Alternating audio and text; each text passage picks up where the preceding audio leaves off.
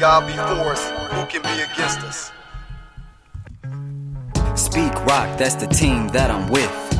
SPEAKROC, don't it make a lot of sense? SPEAKROC, yeah, we speak to each other. Hey, young man, be a brother to another, Put the other things aside, throw away the fakeness. All my brothers got the key to achieve greatness. Let nobody bring you down when you tryna reach the top. Let them know what you represent, tell them SPEAKROC. Let's make a change for the best. Let your voice be heard, let your words be expressed. Brothers and sisters, set a goal to the top. If anybody got your back, let them know it's SPEAKROC. Hey, yo, Guap, that was dope.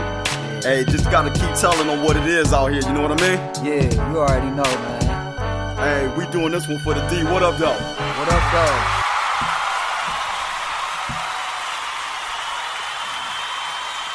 What up, though? What up, though, brothers and sisters? This is your brother, SPEAKROC. Hey, we here on another Sunday at SPEAKROC. And this is the place where you can come and everybody can share their thoughts, their views, and their opinions in freedom. And, I'm going to do my best to give y'all some good quality content today. I know some of y'all may be with family and be with friends, so I'm not going to hold you long. But I got some things that I need to get off my chest that I believe that's going to do our community some good. Once again, thank you all for participating and being on my social media platform, joining in and just sharing with me and just allowing me to be SPEAKROC and do what I do. I value you so much. If you're here new, you haven't never been to the platform before, I ask that you go to my platform. That's SPEAKROC, SPEAKROC. That's on Instagram, Twitter, Facebook. You can also check me out, type in SPEAKROC on YouTube, and you can enjoy other content that you've missed. And, go ahead, leave a comment. I ask you that you like, share, and subscribe, whatever platform you're on. So that way we can continue to build an audience and we can get a SPEAKROC Nation going here. So once again, thank you all. I don't take you lightly. I appreciate everybody. Thank you. So let's go ahead and get right into it. Today, I want to talk about something that is very, how can I say, it's very discouraging to hear, and it's very disappointing, especially for men. Well, it's disappointing for everybody all the way around. Let's just be honest. And what that thing is being present in the home as a father and not being present. Okay. I understand there's situations that come up. Hey, look, men are busy and, you're working or, you're providing for the family. I get all of that. But your presence must be known as a father in your household. Say if, you have children as a man but yet you don't live with your children and your children live in a separate household. I get that, but still, nevertheless, your presence still should be known and it still should be felt amongst everybody. And especially, I'm talking to us black people. Black man, I'm talking to you. Brother, I am talking to you. I'm a father myself. So I'm coming from a place of understanding. I'm not telling you something or saying something that I don't walk out myself. Now, what I'm going to do, I'm going to share with you the only way that SPEAKROC can. I'm going to tell you just how I go about things. And, hey, chime in and let me know what you think. But as far as I'm concerned, this works for me. And for men who have operated like this, it works for them as well. So, look, take it with a grain of salt. Hey, just understand, look, I'm giving it to you raw, and this is something I believe that's going to help you out. First of all, let me give you a couple of scenarios where I tell you there's a sad situation. The situation dealing with the U.S. Olympic team as it pertains to the gymnastics team here at Michigan State University. That's pathetic and sad all the way around. For that little idiot, that little numbnut nerd of an idiot that sexually molests those girls, he deserves every bad thing that's coming his way. That's just real talk. And that's how I feel about it. It's disgusting and he's despicable. But I cannot just only say those things without looking at it from a holistic viewpoint. And what I mean by that is this individual was allowed to operate, the way he was doing, just undercover and sneaky. But he had to me, it seemed like he had a certain amount of freedom to just continue to be disgusting. And it's coming out in the woodworks that, hey, guess what? People knew about this. They knew about the complaints. He was complained about, but no one did anything. I mean, that's just greed and stupidity on so many levels for everyone that knew something about it. And look, I'm going to say this. For those who knew and they think they're getting away with it, you're not going to get away, and you deserve every bad thing that comes your way, because the pain and the suffering that those young ladies felt, they should have never had to go through that. But let me continue. With that being said, there's another situation that happened where, so this guy, I believe his name is Larry Nassar. He already been tried. He already been convicted, got a jail sentence, a prison sentence, I should say. And you know what? There were some other charges. He had to come back to court. Okay. And he was being tried again.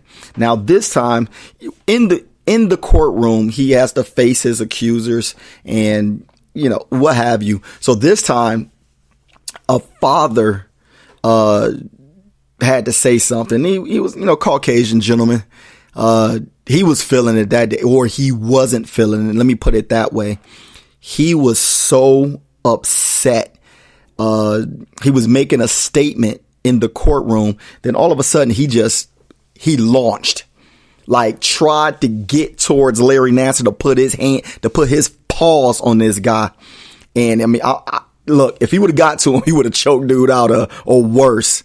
And, but he couldn't get to him. And I was like, man, if that dude was 10 years younger and 20 pounds lighter, he would have scaled that table, circumvented those police officers that was in the sheriffs that was in the courtroom, and he would have got to that guy. He would have got to Larry Nassar and put his hands on him in the worst way. And, and from what I see, the general consensus that I saw, that everybody was like, yeah, that's it. That's what you do to handle that. Yeah, you're absolutely right. But you know what? This is what the gentleman who wanted to attack Larry Nassar, this is what he said after all was said and done, and the sheriffs secured him and, restrained him. He did another little press conference after the court case, and he said, I have to live with, I'm paraphrasing, he said, I have to live with the fact that I was not there to protect my daughters. To me, that was powerful on so many levels, because one, he took that upon himself to say, hey, I wasn't there. For whatever, take it for what it is. If he felt like I wasn't doing my job, or I just wasn't present, or I wasn't overseeing, I just took it as he was not there making this presence known, letting this numbnut of an idiot know, look here, if anything go wrong, I'm going to deal with you, and you're going to have to deal with me. Let me get straight to it. This is what I'm saying. The way SPEAKROC move, and guess what? I got daughters, and this is how I move. I don't care where I'm at, and I don't care who it is. It can be family. Do you hear me? It could be my brother. It can be my cousin. It can be my uncle.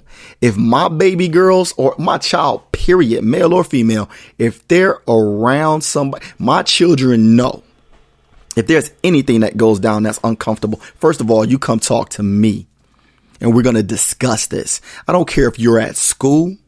I don't care if you're with a teacher, with an administrator. I don't care if you're at church. I don't care where you are. If there's anything that goes down, you let me know, and you let me deal with that.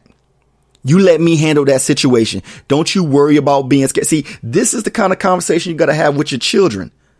Black men, you got to let your children know, look, I'm letting you, my children are so clear that they understand clearly that I'm going to go all out in defense of my children. They understand this. This is well known in my household. I'm not going to hold back nothing. And guess what? Not only do my children know it, but anybody that I come in contact with, they look, you can think what you want. Like, oh, look at this guy. He ain't going to do nothing. Or, I can take, look, you can believe what you want. The problem you don't want is me coming after you if you've done something to my family. That's the problem you don't want. See, everybody's big and bad when, hey, look, nothing's really happened yet. There are so many situations out here where people, be it male or female, they just not having it that day. What you gonna do? What you gonna do when somebody just ain't having it that day? And especially you to mess with their family? Oh, no. They need to understand that at any given time, at any given moment, I am going to come in after you and seek and inflict justice upon you. In the same, look here, in the manner that you dished it out, you going to receive it 10 times worse. People can write you off and think like, oh, that's not true. Because you know what one of the problems is? One of the problems is that we have allowed society to dictate to us how we should protect our families. We have allowed society to dictate to us, especially black men, about how we're supposed to act as black men. Look here, you want to run with he's the angry black man angle after you done did something to my family? Oh, look, say what you gotta say. But you better say it from a distance, because I'm coming. I'm coming after you. It's going to be a problem that you don't want. I'm going to put my hands on you in the worst way. And that's not going to be all. I refuse to come home to my children and them give me the look like, Dad, you wasn't there for me. You didn't protect me. Look here. It is very clear. I don't care if my daughter is dating a young man. If this young man put his hands on my child in any shape, way, form, or fashion, that is not what, look here. Even if my daughter was like, Dad, we were in this together and, the boy's like, hey, look, she wanted it. Dude, I don't care if she begged you for it. I'm about to hurt you in the worst way. I'm going to find you. You can't hide from me. I'm going to be on my taken type ish. I got a specific set of skills that I'm going to utilize just on you. You going with, look, Larry Nassar, look, we going Pulp Fiction. I'm about to call up some of the homes, couple of pipe hitting brothers, and we about to get medieval on you. Real talk. Look, might be taking this as a joke, but if that is not your stance as a father, as a black man, when it comes to taking care of your family, I don't understand what the purpose of you is. What's your purpose? You as a black man, you supposed to go all out into protection of your family. All out. You do what you gotta do. Not all after the fact. Well, you can, let it happen after the fact too. But guess what? It don't need to be a surprise. Like, little boyfriend, it don't need to be no surprise. He need to know. I tell you, for SPEAKROC, I'm gonna tell you like this. Little boy come to my house, 2 things getting laid out. Hey, here go my pistol and here go the Bible. Here, son, choose. I'm good with either one of them.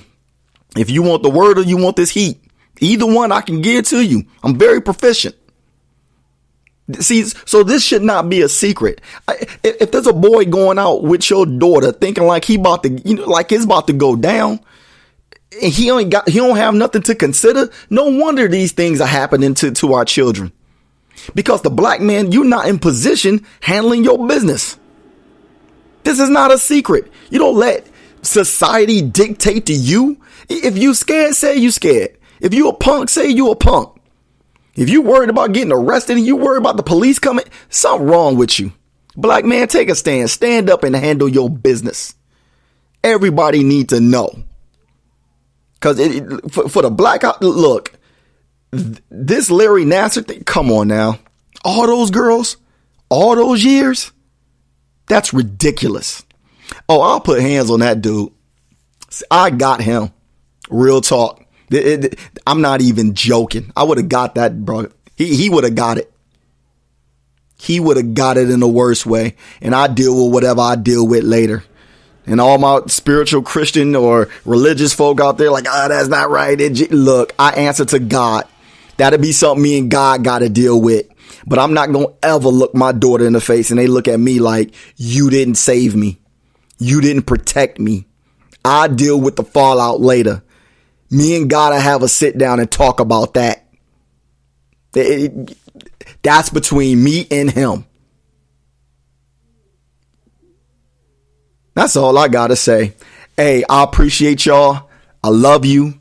It's your brother, SPEAKROC. Guess what? I'm a brother from Detroit. What do I know? I might know a little. I might know a lot. I might not know nothing. But if I do know something, hey, take it to heart and apply it to your life. Hey, I love y'all. I'm out.